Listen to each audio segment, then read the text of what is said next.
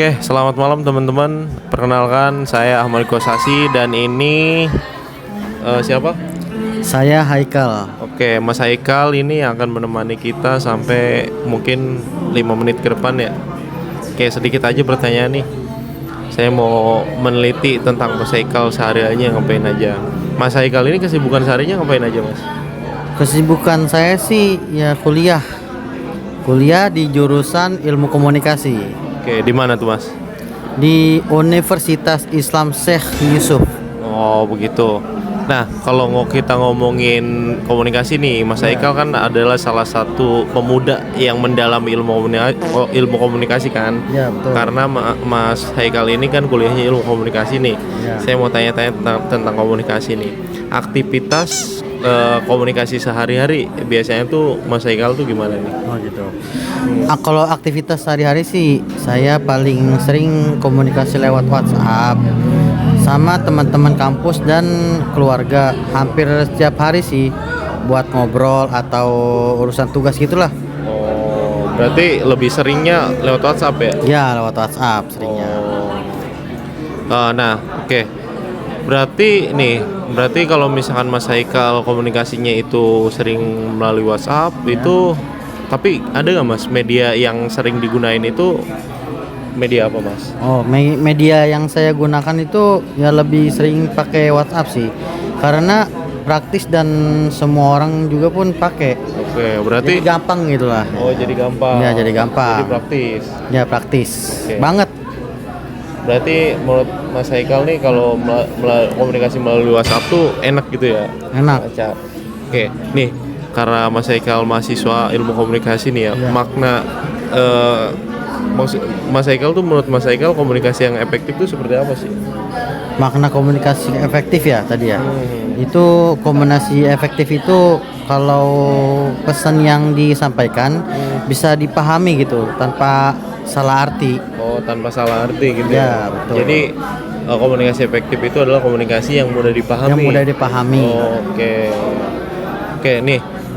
Selama Mas Haikal ini mendalami tentang komunikasi nih, Mas. Ya. Pernah nggak menurut Mas Haikal gitu dalam Ya. hidup Mas Haikal ada pengalaman miskomunikasi? Coba jelasin nih. Oke, untuk pengalaman miskomunikasi ya. Itu pernah sih salah paham gitu sama temen. Oh. Karena chat saya dianggap marah, padahal itu cuman serius gitu, serius saja. Oh gitu. Ya. Berarti karena Mas Haikal ini sering komunikasinya melalui WhatsApp, jadi orang tuh nggak bisa lihat ekspresi Iya, Mas Haikal gitu. Kalau Jadi langsung kan kita bisa lihat betul. ekspresi. Oke, siap. Jadi kesalahpahaman dari teks gitu ya. Iya, betul. Nih, menurut Mas Haikal ya, perbedaan komunikasi langsung gitu ya dan komunikasi media sosial itu apa? Kalau perbedaan komunikasi langsung ya sama media sosial itu lebih jelas karena ada ekspresi. Kalau chat juga kadang-kadang ambigu. Lebih jelas mana nih, Mas? Oh, lebih jelas langsung dong, jelas. Lebih jelas langsung. Iya. Oh, berarti kalau menurut Mas Haikal, walaupun Mas Haikal sering komunikasi melalui WhatsApp, menurut Mas Haikal tuh tetap lebih jelas komunikasi secara langsung Iya, gitu ya. betul. Karena tidak ada kayak kita menduga-duga ekspresi orang benar. gitu. Sama Oke. ada miskom juga sih. Oke, siap. Nih, faktor yang mempengaruhi komunikasi Mas Haikal nih atau distraksi atau gangguan gitu, itu seperti apa, Mas? Biasanya dipengaruhi sama mood sih. Sama siapa aja tuh, kayak lawan bicara saya gitu. Oh, berarti mood juga bisa mempengaruhi ya? Bisa banget gitu. Karena setiap orang kan kayak setiap harinya kita nggak tahu kan dia lagi bad mood atau lagi happy gitu. Kita juga nggak tahu. Oke, Ya. siap Mas. Nih biasanya nih Mas Haikal ya, strategi komunikasi yang Mas Haikal gunakan untuk meminimalisir adanya miskomunikasi itu seperti apa, Mas? Saya sih biasanya pakai bahasa yang lebih santai sih, biar tidak kaku aja. Iya sih. Oh gitu. Dan kadang juga pakai emoji biar lebih jelas. Oh, berarti Mas Haikal tuh karena seringnya orang menduga-duga ekspresi kita, Ya. Jadi ditambahin tuh emot-emot Iya, kayak emot-emot. senyum, kayak sedih. Kalau Iya, Mas betul. Haikal sedih ya sedih emotnya Iya. di situ. Oh, untuk minimalisir adanya kesalahpahaman. Kesalahpahaman. Oke, siap. Lanjut Mas. Nih pertanyaan terakhir nih Mas Haikal nih ya. Siap. Nah, Tantangan terbesar Mas Haikal dalam berkomunikasi sehari-hari itu seperti apa nih Mas? tantangan terbesarnya ya, itu kadang sih orang salah paham sih. Ya. Jadi itu saya harus jelasin ulang.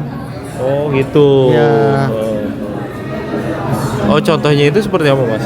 Contohnya tuh kayak misalnya nih kita udah jelasin panjang lebar nih, kayak ini misalnya ada kronologi apa nih ya kan.